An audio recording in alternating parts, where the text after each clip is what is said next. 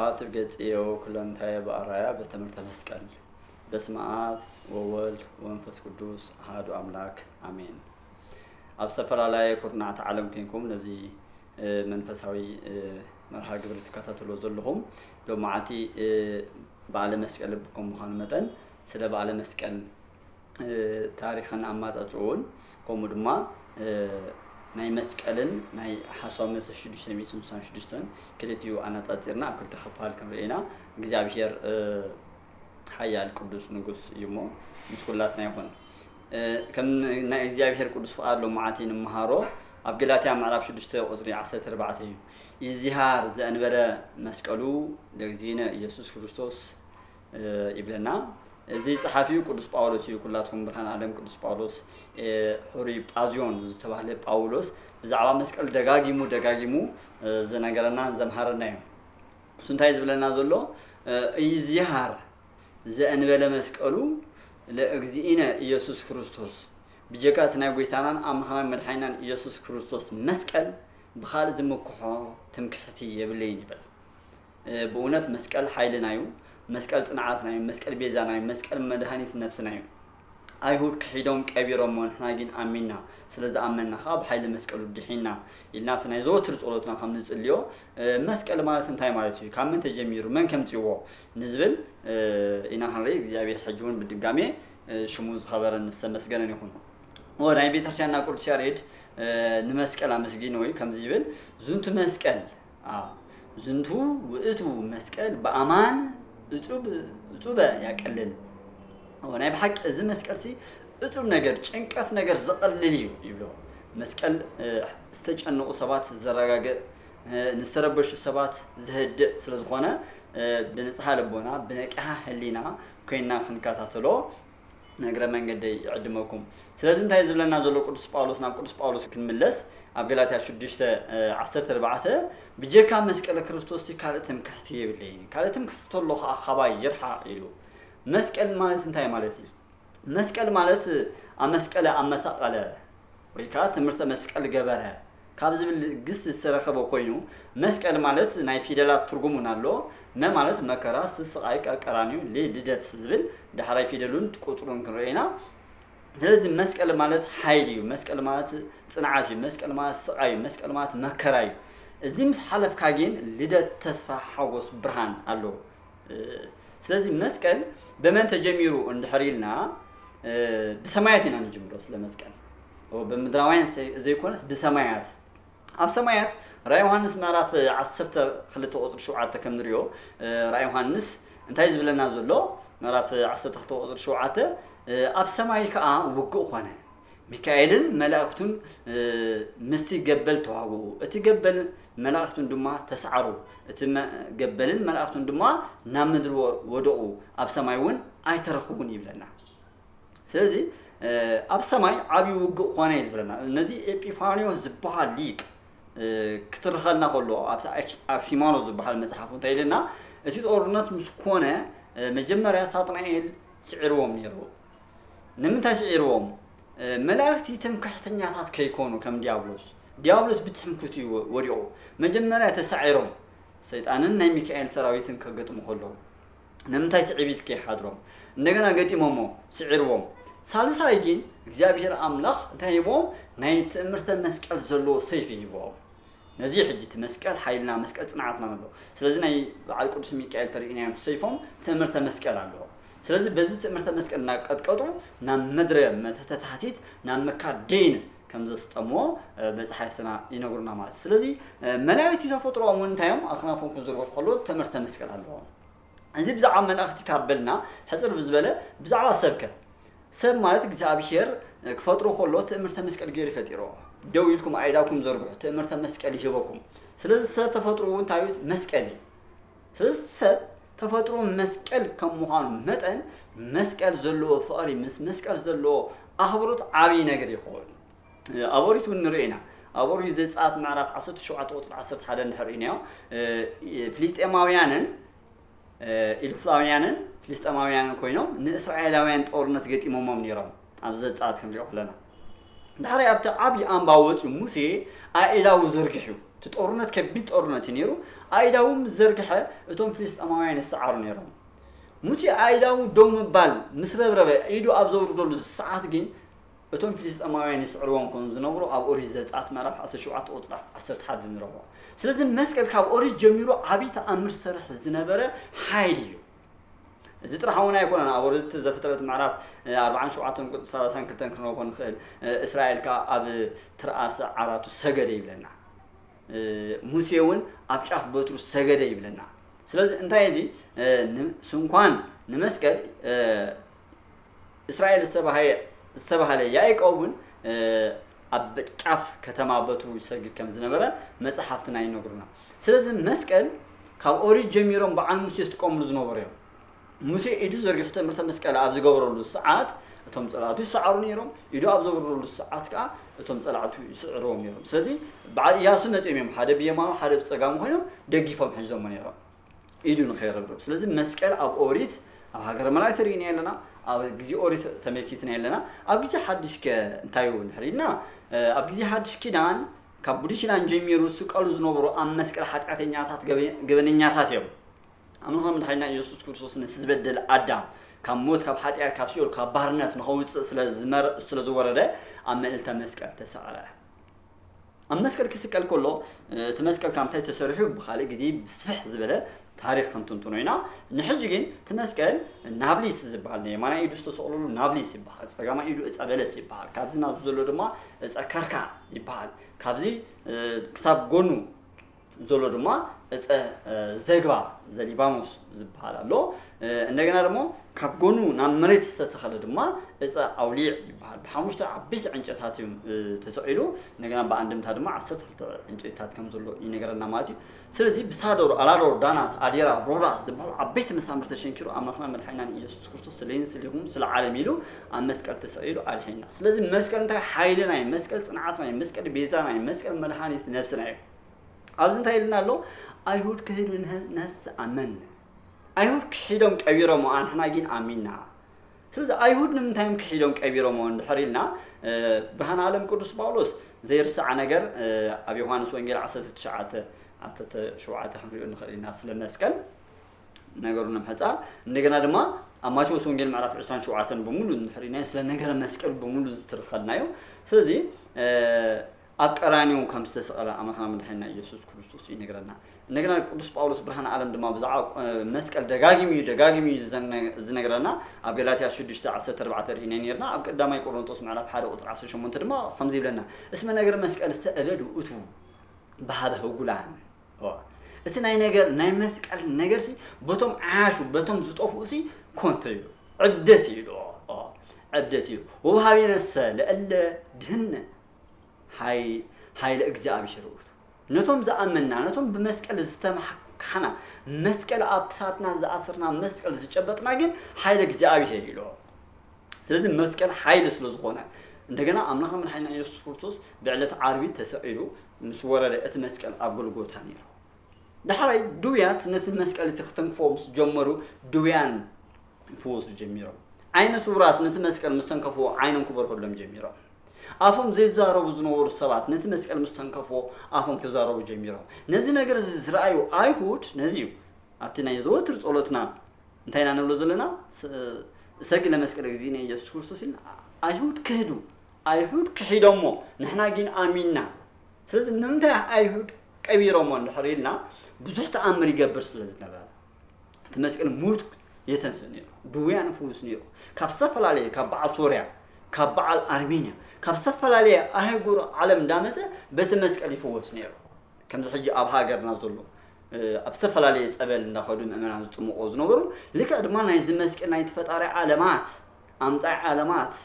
ናይ ኣምላኽና መድሓኒትና ኢየሱስ ክርስቶስ መለኮት ዝተዋሃዶ ደም ዝፈሰሶ መስቀል ስለ ዝኾነ ሓይሊ ስለ ዘለዎ እንዳመፁ ሰባት ይፍወሱ ነይሩ አይሁድ እንታይ ኢሎም ነዚ ነገር እንዳረኣዩ ካብ ወፃኢ ሃገራት እንዳመፁ ሃገርና ክዘርፉና እዮም ስለዚህ እዚ መስቀል እዚ ነቕበሮ እንደገና ካ ተኣምር እንዳገበረ ንጎይታ ኢየሱስ ክርስቶስ ሰቀልና ቀቢርና ኢና እሱ ተንሱ እንዳበሉ ሐዋርያት ይርቡሽና አሉ ሕጂ ካ በመስቀሉ ተኣምር እንዳገበረ ስለዝኾነ ነዚ መስቀል ነቕበሮ ኢሎም ተሰማሚዖም አይሁድ ጉድጓድ كعيتهم تلك زخنا غرغار كعيتهم أواج أوجهم كعيتهم كبيرهم أواج أوج على إسرائيل أواج تاينيرو أبزم مسكال استأورو بوتا غلوغوتا أبو غحاف زي غحافة جزء قاصري نمرته خبرات زبل أواج أوجهم بزي مسرت بزحات سبات كيف لوتو نتي جيتنا أملاخنا من حين استأورو بوتا ناو ناموتو غحافهم يأورون نخندي عمل هذاكل أساس 300 عام زاكل أب غولغوتا قراني تأبير نيرو كسامعاس كسب 316 عامة مهرت أب غولغوتا تأبيرو بخمي كوج نزبل كرينا حصر بزبله ስለዚህ ቲ ጉሓፍ እንዳምጡ አይሁድ ኣብ ልዕሊው ይደፍኑ ዝነበሩ ከም በዓል ስካሪኮ ምናልባት ናይ ኣስመራ እንዳ ጉሓፍ እንድሕሪናዮ ስካሪኮ እናተ ጉሓፍቲ ጉሓፍ እናመለ ዓበይቲ ኣምባታት ኮይኑ ማለት እዩ ስለዚህ እቲ ጉሓፍ ተኣኪቡ ዓበይቲ ሰለስተ ኣምባታት ኮይኑ ሰለስተ ኣምባታት ኣበይ ከም ዘሎ ግማደ መስቀል ዝተፈልጥ ሰብ ሓደ ሰብ ጥራሕ ነይሩ ስኻ ችርያኮስ ይባሃል እቲ ዘመን እዚ ኣምንታይ በፅሕና ማለት እዩ ኣብያተ ክርስቲያናት ይተኣፀዋ ኣብያተ ጣዖታት ይትረሃዋ ዝብል ዲዮቅልጥያኖስ ዝበሃል ናይ ካሕድያን ዘመን ተላዒሉ ስለ ዝነበረ ከምዚ ኣብያተ ክርስቲያናት ዝቃፀሉ ዘለዋ ኣብያተ ክርስቲያናት ይቃፀላ ቤተ ጣዖት ይኸፈት ኣብ ዝተባሃለሉ እዋን ስለ ዝነበረ ዘመነ ሰማዕታት ስለ ዝነበረ እቲ ዘመን እቲ ዲዮቅልጥያኖስ ኣብያተ ክርስቲያናት ይቃፀል ነይሩ ብዙሓት ክርስቲያናት ይሕረዱ ነይሮም ኣብ ዘመነ ሰማዕታት እዚ ነገር እዚ ዘመነ ሰማዕታት ሰላዕለት ሓንቲ ቅድስቲ ኣደ ነይራ እሳ መንያ ኩላትና ከም ንፈልጣ ንግስቲ ኢሌኒያ እዛ ንግስቲ ኢሌኒ እንታይ ዝብል ትንቢት ነይርዋ ወይ ድማ እንታይ ኢላ ትምነ ነይራ እንድሕሪልና እግዚአብሔር ፈቀደለይቲ ግማደ መስቀል እንተዘውፅኦ ዝብል ኩሉ ሻዕ ኣብ ልባ ተሓስቦ ነይራ ቁንስጣ ዝበሃል ሰብኣይ ነይርዋ እቲ ቁንስጣ እንታይ ነጋዳይ تناقداي ناي قدم نغارو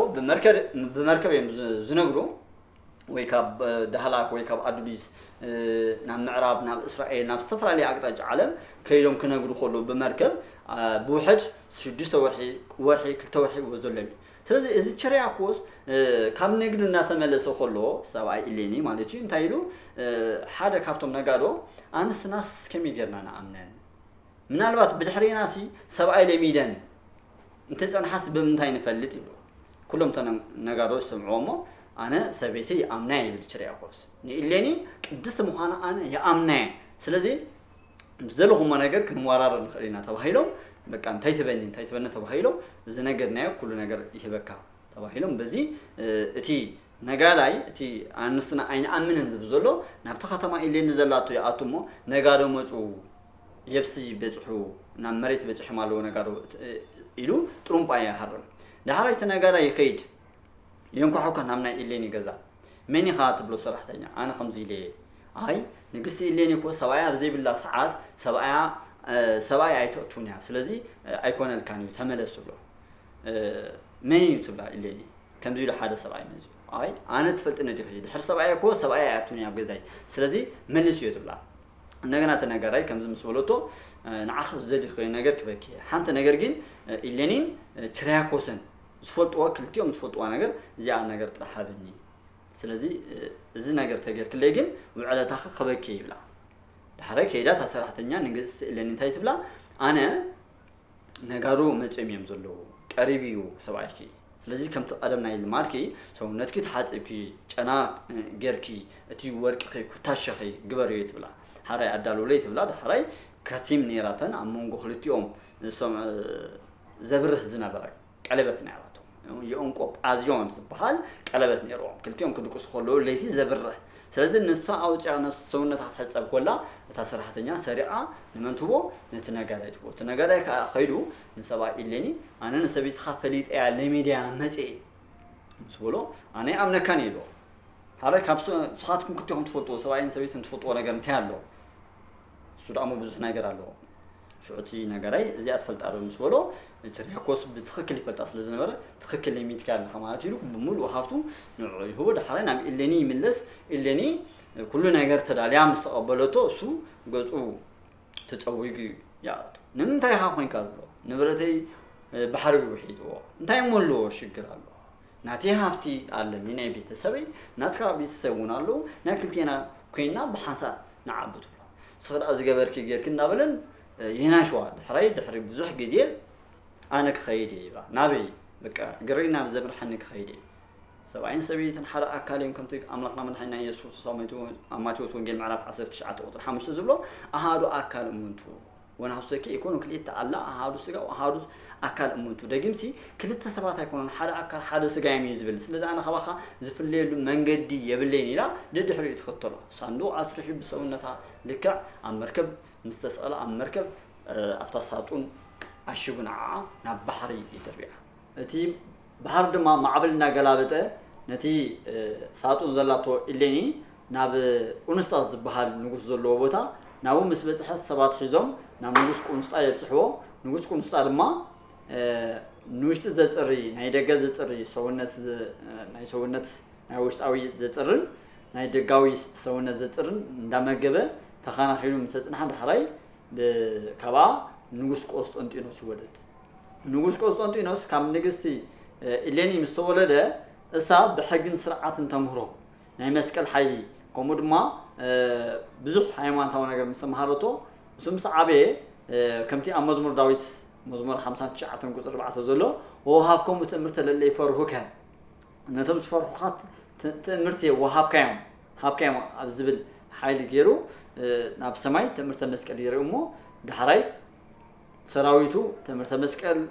زلو كراون تجيبو نتمام فراسو تأمرت مسكال جيبو بحراي نمود داتا ناب مس دوقني تيانوس زبحال نقص ناب طورنت يقطمو طورنت مس قطمو بتي حيل مسكال ندوقلو تيانوس دوقلو تيانوس مستسعره نقص قسطنطينوس نقص نجست خوينو مسمرح نجست إليني اتي قدمت تمنيه زنبرت انا حيل ترخيب اتي تقبير زلو مسكال كوت زبل تسفا حجاس لزنبرت نودات حاتو ودادمات وتادرات يبوا نسان اب غولغوتا وريدا اب غولغوتا ناي غويتا امنخنا مدحنا يوسف ክርስቶስ ተሰቀለ መስቀል ጎይታ ተሰቀለሉ መስቀል አበይ ዝርከብ ኢላ ተሓተሞ ችሪያኮ ዝባሃል አረጋው ነይሩ ችሪያኮ ዝባሃል አረጋው ድማ ካብዘን ሰለስተ ዓበይቲ አኽራናት ሓደ ይብላ ከውን ድሓር ዳሜራ ደሚራ ዕጣንን ከርቤን ምስገበረት እቲ ዕጣን ናብ ሰማይ በጽሒው ኣብቲ መስቀል ዘሎ ቦታ ይዓርፍ ስለዚህ እትትኪ ምስሰገደሉ መስቀል አበይ ከም ዘሎ ትፈልጥ ከውን ድሓር ኩዕታ መስከረም 17 ይጅመር ከመስከረም 17 ጀሚሩ ሎሚ መስከረም 17 መስቀል ነኽብረሉ ምክንያት ኩዕታ ዝተጀመረሉ ይምበረ መስቀል ዝወጸሉ ይባላል መስቀል ዝወጸሉ መጋቢት 10 መዓልቲ መጋቢት 10 መዓልቲ ከይነኽብሮ ግን ኣብ አብይ ጾም ስለ ዝውዕል ኩሉ ሻዕ ሊቃውንቲ እንታይ ገረሞ ናብ መስቀል መስከረም 17 ገረሞ ኩዕታ ይጀመር ንብዙሕ ኣዋርሕ ዝወሰደ ኩዕታ ነይሩ ዳሕራይ ኣብ መጋቢት 10 መዓልቲ ኣብ ትኩዕታ ንስለይ ናይ መስቀል ምልክት ይርዩ እቲ መስቀል ምስ ወፀ ናይ ምን ምዃኑ ክፈልጦ ኣይከኣሉ ምክንያቱ ናይ ሰለስተ እዮም ተቐቢር ዘሎ ናይ ጎይታና ኣምላኽና መድሓኒትና ኢየሱስ ክርስቶስ ናይቲ ብየማኑ ዝተሰቐለ ሽፍታ ናይቲ ፀጋሙ ዝተሰቐለ ሽፍታ ነቲ መስቀል ድዊ ናምፅኦም ምስ ፈተንሉ እቲ ድዊ ክድሕና ይከኣለን ስለዚ እዚ መስቀል ኣይኮነን ናይ ጎይታ ኢሎም ንሱ ይኣልይዎ ካልኣይ ኩዕታ ይጀምሩ ናይ መን ተረኺቡ ናይ ጡጦስ ይርከብ ናይቲ ብየማኑ ዝተሰቐለ ናብቱ ድማ ድውያን ፈዊሱ ሙት ግን ከተንሳእ ኣይከኣለን እንደገና ኩዕታ ይጀምሩ መበል ሳልሳይ ንስለይ ናይቲ መስቀል ጭራ መስተራኤ ብርሃን ቦግ ይበል ዳሕራይ እቲ መስቀል ምስ ወፀ እንሆየ ካብ ዝብል ሆየ ዝብል ካብ ዝመፀ ከም ዝኾነ ኣቦታትና ሊቃውንቲ ብትውፊት ብኣፈ ታሪክ ይነግሩና እንሆየ እንዳበሉ ሽጋብሪሆም እቲ መስቀል ናይ ዳሜራ በዚ ነገር ተኸናዊኑ መጋቢት 10 መዓልቲ መስቀል ይወፅዩ ንግስቲ ኢለኒ ነቲ መስቀል እንታይ ገራቶ ኣብ 4 ከፊላ ናብ 4 ወናብር ኣለዋ ኣብ ክርስትና ነተን 4 ወናብር ትኸፈል ነተን 4 ወናብር ድማ ነንሕደን እቲ መስቀል ሒዘንኦ ካውን ዳሕራይ ናብ ሃገርና ከመይሉ መፅዩ ተቐንዲ መሰረታዊ ነገር ተደሊና ናብ ሃገርና ከመይሉ መፅዩ ሓልሓለ ሊቃውንትን ምሁራትን እንታይ ይብሉ ንጉስ ሃፀይ ካሌብ ነቲ ኣይሁዳዊ ንጉስ ስዒሩ ኣብ ሃገርና ግራን ማለት እዩ እዚ ኣብ ስንክሳር ከም ንረኽቦ ኣብ ሃገርና ግራን ነቲ ኣይሁዳዊ ምስዓረ ሽዑ ነቲ ግማለ መስቀል ሒዝዎ መፅዩ ዝብል ታሪክ ኣሎ አይሁዳዊ ተሳዓረ ያው አብ ሃገረና ግራን ማለት አካባቢ ሳህል ዝርከቢው እቲ ምግማለ መስቀል በሐጽ ካሌብ ዘመነ መንግስቲ አብንዳ መስቀል ጉና ከም ተቀመጠ እዚ ነገር አፈ ታሪክ አለው እቲ ጉልህ ዝኾነ ታሪክ ግን ኣብ መጽሐፍቲ ንረኽቦ እንታዩ ኣብ ግዜ ሃጸይ ዳዊት ነጊሱሉ ኣብ ዝነበረ እዋን አቡነ ፊልጶስ ዘደብረ ቢዘን ዝነበሩሉ እዋን ሓደ ዘመን እዩ ኣብቲ እዋን እቲ ክልተ ፍልልያት ነይሩ እቲ ፍልልካ እንታይ ነይሩ ቀዳም ሰንበት ተሰዓር ዝብሉ ነይሮም ቀዳሚት ሰንበት ካ ኣይተሰዓርን ዝብሉ ነይሮም እቶም ደቂቀ ኤዎስጣቴዎስ ዝበሃሉ ናይ አቡነ ኤዎስጣቴዎስ ደቆም ዝኾኑ ቀዳማይ ተሰዓር ነይሮም ምክንያቱ እግዚአብሔር ዘዕረፈላ ቀዳሚት ሰንበት ያ ዝብል አሶምሮ አቋም ነይሩ እዚያቶም ቀዳም ተሰዓር ዝብል ናይ ግብጽ አሶምሮ ነይሩ ኣብ ሰዓት ዝክርክር ምስኮነ ሃጸይ ዳዊት አቡነ ፊልጶስ ዘደብረ ቢዘን ቀዳም ተخبر ያይሉ ይምህራሉ ተባሂሉ 30 ወታደራት ከይዶም ከምጾም ታዚዞም አቡነ ፊልጶስ አታባዓቶም ኮይና አታ እምንስተ ሰርሐት ደብረ ቢዘን መብዛሕትና ንፍጡን ኮይና ካብቲ ቤተክርስቲያን ውሪድ ኢልካ በዓትላቶም አታባዓቶም ኮይኖም ጸሎት እንዳገብሩ ሆሉ ቶም ወታደራት ከይንጓሓኩ ወይ ካ ድምጽ ከይስምዑ ህሩግ ኢሎም ሰዓቱ አቡነ ፊልጶስ ካብ ገጾም ዝወጽ ብርሃን ምስራዩ ኩላቶም ቶም ወታደራት ይወድቁ አቡነ ፊልጶስ ጸሎቶም ወዲኦም መስተላዓሉ ነቶም ዝወደቁ ሰባት ተሱ ኢሎም አተስዮም ለሐራይ ደያምጭኩም ንሶምቲ ቀዳም ሰንበት ቀዳም ተኸበሪኩም ትብሉ ዘለኹም ቀዳም ግን ተሳዓረያ ስለዚ ንጉስ ሕሽኩሞም ምጽ ኢልና በለሐራይ ንሶም ሕለፉሞ ኸርኩበኩም ኢሎም ለሐራይ ቶም ወታደራት አቡ ምስመጽሑ ደመና ጣይሶም በደመና ተጻይኖም ናብዚ ሃይቀ እስጢፋኖስ ዝበሃል ከባቢ ወሎ ያውነ ኢየሱስ ማአገዳም ናው ይመጹ እቲ ንጉስን እቲ ጳጳስን ታይለሞ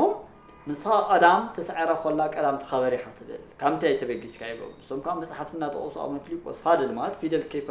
ከይቆጠሩ ብዙሕ መጽሐፍቲ ዝፈለጡ አቦ አቡነ ፊልጶስ ብዙሕ መጽሐፍቲ ፈላ ስለዘነበሩ በመጽሐፍቲ ገረም ይረትዑ መስተረትዑ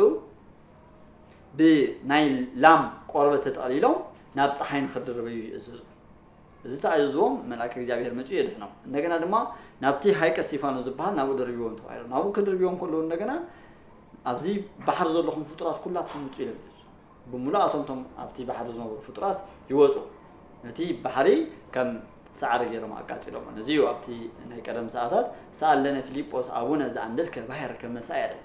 እስከ ያነክሩ ነገስታት ምድር ፊልጶስ አቡና ለምነልና ነቲ ባሕሪ ከም ሰዓረ ዘቃጸልካ ቶም ነገስታት ምድር ክሳዕ ዝደነቁ ነቲ ባሕሪ ከም ሰዓረ ዘቃጸልካ ይኸሞ ለምነልና ዝብል ስለዚህ ነገር ዝምስራይት ሰይቲ ሃጸይ ዳዊት ተንበርኪኻ ንዖም እግሮም ሲዒማ እግሮም ሓጺባና እግሮም ሕጻቢ ሰትያ ንዖም ሓደ ነገር ተማሓጺናቶም ተማሓጸንታ እንታይ ነይሩ ውላድ ንክትበኒ ለምነለይ ናብ ኣምላካ ትብሎ ናይ ሎማ ዓመት ውላድ ክትወዲ ሽሙኻ ዘርአ ያዕቆብ ክትብል ይብሎ ዘርአ ያዕቆብ ተወዲዱ ይዓቢ ምስ ዓበ ንምንታይ ዘርአ ያዕቆብ ኢልክኒ ይብሎ ዘርአ ያዕቆብ ዝብልኩ ምክንያት ናይ ደብረ ቢዘን አቦ አቡነ ፊልጶስ ብናቶም ጸሎት ስለዝተወለድካ ዳሕራይ ሃጸይ ዘርአ ያዕቆብ ንወደ ሓደ ሰብ ከይተዛረቡ ጠፊዮም ናብ ደብረ ቢዘን ኸይዱ ኣብ ደብረ ቢዘን ድማ ተራሰብ መስጂዶም ወዲ ንጉስ ከም ምዃኑ ማንም ሰብ ከይፈለጦም አባ ዝበሃል ቦታ የሩግ እንዳሓለው ናይቲ ናይ ደብረ ቢዘን አቡና ተማሃሩ ይዓብዩ ዳሕራይ ኣብ ግዜ ሃጸይ ዳዊት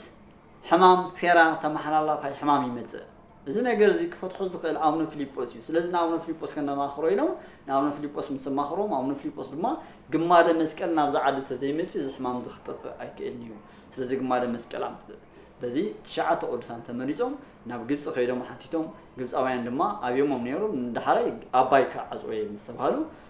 እቲ ግማደ መስቀል ከም ዝፈቀዱሎም ይነገረና እዚ ንረኽቦ ታሪኹ ኣብ ግማደ ኣብ ነገር መስቀልን ከምኡ ድማ ኣብ መጽሐፈ ጤፉት ዝበሃል መጽሐፍ ኢና ንረኽቦ ካብዚ እንዳሓር ሃጸይ ዳዊት ነቲ ግማደ መስቀል ሒዞም እንዳመጹ ከለዉ ካብ ግብጺ ኣብ መንጎ ግብጽን ኣብ መንጎ ሃገርናን ዘሎ ኣብ ማእኸል ይሞትሞ እቲ መሬት ግን ኣብ ሱዳን ስለ ዝነበረ ብዙሕ ኣዋርሕ ተቐሚጡ ዳሕራይ ጓል ሃጸይ ዳዊት ኢሌኒ ትበሃል ነይራ ንሳ ነቲ ግማደ መስቀል ጦርነት ከፊታ ከተምጽኦ ስለ ዘይትኽእል እንታይ ገይራ ሓወይ ድሎይ ኢላ ሃጸይ ዘርአ ያዕቆብ ማለት እዩ ሓወይ ድሎይ ኢለይ ምስ በለት ክርከቡ ኣይከኣሉን ሓደ ነጋዳይ ግን ጨው ክንግድ ካብዛ ሃገር ካብ ወሎ ማለት እዩ ካብ ዓሰብ ካብ ምጽዋዕ ጨው ሒዙ ክመጽእ ከሎ هذا داوي دما يروك كستيلو أبتي روا مسترخبو شكاين شراتو تومو ود هذا داوي تبل ود هذا داوي تمسبله سخان ود هذا داوي دي خايبو دحري زنجر ذي كنجر الليلو هذا درايكو نبدأ ربيزن كيلو مونكسون أم حزم ينبرو دحري زنجر أي نتانجست ينجر تانجست دما نزيج ما لمسكال نخمس تحته قال هذا داوي الليني نتيجة ما لمسكال نخمس الله نا حوانا بالدبر بيزن تخيل ما دبر بيزن ما كامنا فاسيت نينيو دكانستي أيوز أورين أبتحت خوينا هذا درايكو وابزلو سلزق ما لمسكال عبد أحزاب سلزلو جماعة مسكن خمس اللي يحطوكم تبلون تمام بوتا دم أزنا جرزي بسوعين أنا حطوه مهنياتو هذا إزرايك أو ممكن يجلو قوي دم قليل نجار كدربي كأني سلزي أزنا جرز سوعين حزليلهم سوعي حزلو سوعي مسحازو انتهي زبل تجليت اللي ما بوتاتنا اتي ناي هذا إزرايك أو قوي نبتان جستي تنا يثان جستي أكلي لما نب هذا إزرايك مهنياتو اتي قوبيع أكيل سوق زمسلي نقول أنا عمرها من حين يسوس أكيل سوق نخيجر فورما جمادة مسكال نكروسوس دمس فصوص مسكال أبعد أحزاب يزلوا سلزي نخلتشي نخام أخلي يوم تاجرهم تناقص زودي نينكسنا نهاية